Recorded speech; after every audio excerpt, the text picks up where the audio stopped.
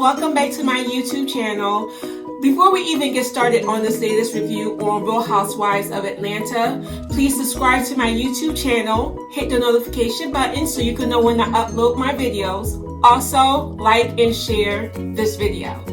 This episode opens up with Dennis popping up at the rooftop party. Dennis gets on both his knees and publicly apologizes to Portia for humiliating her and for the cheating scandal. Even though it was a re-proposal, it was more of him showing up, apologizing for his mistakes, and then forcibly putting the ring back on her finger. Then Portia rededicates her life to Dennis like he's Jesus. She's going to be dedicated to their relationship and be loyal to him and just be there for him. After Dennis re-proposed, he ended up leaving. The ladies get back on the bus and Kenya asks Portia flat out, why did they break up in the first place? Was it true what the blogs were saying about Dennis? Portia said that they broke up for a whole nother reason and what the blogs were saying was not true. And then Marlo shady behind is going to say, well, thank God because I didn't want to bring my puppies around him. Portia said, do you really think that I will stay in a relationship with somebody who will hurt animals? Girl, stop it. Nene gives her some advice because she's been married for a very long time and she's been in Portia's position. And she said, you know, just put him in the doghouse for a few days, teach him a lesson, and bring him back in. He will get it together. The ladies arrived back at the hotel to Marlo's room to discuss this infamous recording of Cynthia bashing Nene. They were conjuring up a plan to extract the information that they needed from Ivana. And as they were talking, Ivana walks in the room. Ivana sits down and Portia then lies to Ivana and said the ladies figured out who was the person that was responsible for recording Cynthia bashing Nene. Right away, Marlo interrupts Portia and said, that's not true. We did not come to no conclusion on who was the person that recorded Nene. That's not true. So Marlo kept going back and forth. Portia kept repeating herself and Marlo kept shutting her down saying, no, that's not true. That's not true. Tell the truth. During this confrontation, Nene walks in. Ivana then gets upset and say all the ladies are fake. Katie, for like the 100th time, turns to Nene and asks her, who has the recording of Cynthia bashing you? And Nene says, there's no recording. I never told you that there was a recording. Of course, they do the playback of her saying that there was a recording.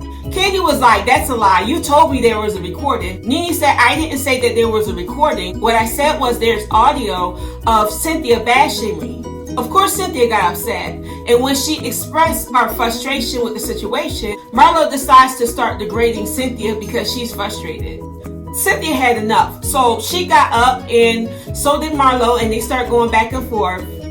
Kenya was trying to calm down Cynthia and Nene was trying to calm down Marlo. They temporarily were able to calm everyone down. It comes out it was Ivana that went to Nene with this information and had audio of Cynthia bashing Nene. Child, Portia got so upset and she goes off on Ivana. And they're going back and forth. Portia said, how are you going to call all of us fake, but you're sitting in our faces trying to be friendly and you're a snake? Ivana said, I'm not a snake, but your man is. Don't check me, check your man. Of course, when Ivana called Dennis a snake, Portia gets up and goes off. Cynthia gets frustrated and just leaves the room. Nene runs after Cynthia and was trying to explain what was going on. Kenya, being a true friend, was right behind Nene. Nene was trying to explain like everything was being misunderstood. Kenya said, you can't keep up making up these excuses. The truth is out. There's no way to twist it. So just admit what is going on and tell the truth. Because there isn't no recording. You lied. In a confessional, Nene was asked why does she feel that she doesn't owe Cynthia an explanation. Nene said that she doesn't owe her one. Because when her and Kenya was having issues and Cynthia was supposed to be her friend, Cynthia invited Kenya to an event and didn't inform Nene. Therefore, she had every right not to tell Cynthia who the person was that recorded her. Right after Nene going back and forth with Kenya, she spots Ivana and chases after her. and tells Ivana that she wants her to explain the situation to the ladies. So could she come back into the room and talk to them? Ivana agrees. Portia was not here for it. Portia was like, I want her out of this room. Get her out. She doesn't need to be here. I don't want to be around her. She don't need to be around us. So Ivana leaves again. But in the middle of that, Kenya and Nene get into a screaming and shoving match. It was just a whole bunch of confusion. Security gets involved and break the ladies up. They take Kenya out the room, and Nene decides that she's going to chase after Kenya to give her a piece of her mind because she wasn't done yet. After that, Nene goes back in the room to talk to Marlo and told Marlo she should have had better control over the situation because they're in her room. And Marlo was like, I can't control those ladies. They're grown. I can't tell them what to do. Tanya was wrapping up her rooftop party with her family and friends and wasn't there when everything happened with the ladies. Tanya is in her room getting her makeup done and getting herself together for Carnival. And Nene comes by the room and explains to her what happened. She then tells Tanya that Ivana decided to go home, which I believe is the smartest thing that she's done on this whole trip. All the ladies meet in the lobby and they're dressed in their Carnival costumes. They all look great. They go out into the streets and hit Carnival. Despite what happened with the ladies, they actually had a good time and enjoyed each other's company. After Carnival, the ladies meet up for dinner. Marlo then apologizes to Cynthia on her behavior towards her during the confrontation with Ivana. She had too much to drink and she didn't mean the nasty things that she said to Cynthia.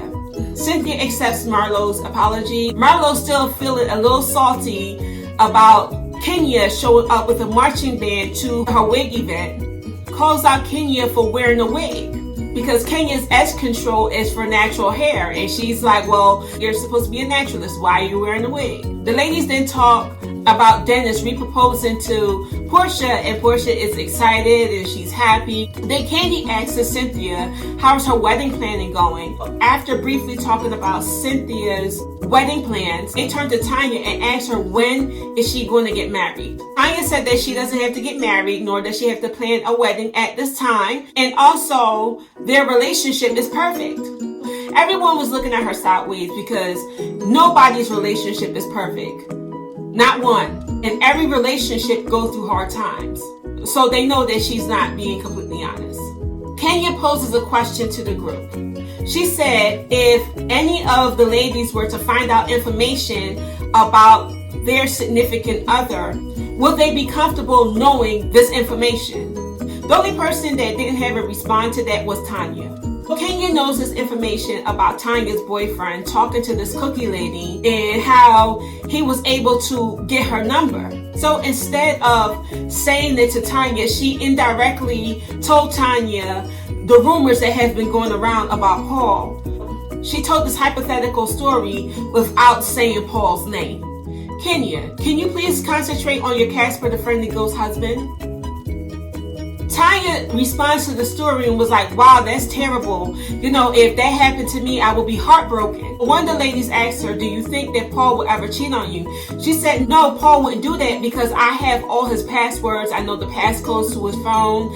I have access to all his social media stuff. So he doesn't have any room to cheat. So they asked her, how many phones do he have? She said one, and I have complete access to it. Which doesn't make any sense because if he got this lady's number, he might just have a second phone. She said that they don't have that kind of relationship and Paul would never do something like that to her. And then the episode ends. Alright you guys, thank you for watching my latest review on Real Housewives of Atlanta, Season 12, Episode 11. Hopefully, I'll see you next week. Ciao.